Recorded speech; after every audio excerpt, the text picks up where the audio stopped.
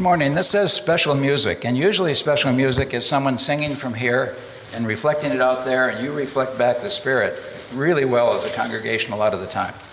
But this is going to be a little bit different today. I was telling Pastor Mark, the next thing after this is a children's moment, where the adults get to listen in and learn as much as we do from the sermon sometimes.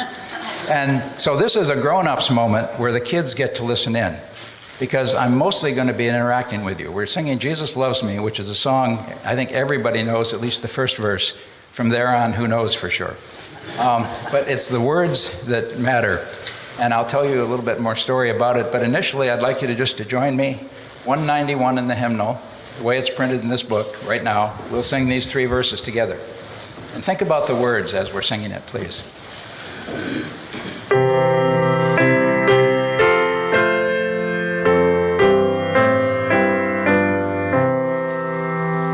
Jesus loves me, this I know, for the Bible tells me so. Little ones to Him belong. We are weak, but He is strong. Yes, Jesus loves me. Yes, Jesus loves me. Yes, Jesus loves me, the Bible tells me so. Jesus loves me, this I know, as He loved so long ago, taking children on His knee, saying, let them come to me. Yes, Jesus loves me. Yes, Jesus loves me. Yes, Jesus loves me. The Bible tells me so.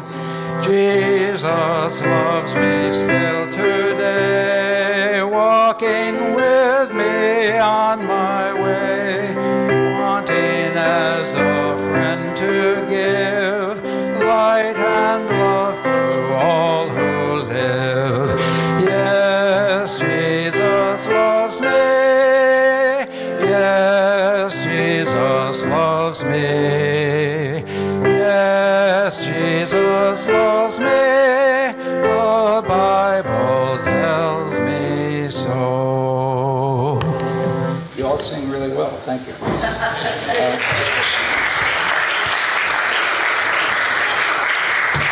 Now, that's not the end. That's just the beginning. That's why I told you that it's sort of like a grown-up time. Pastor Mark said it's okay. I'll be not 10 minutes, but it might be a little bit longer than a normal time. Great.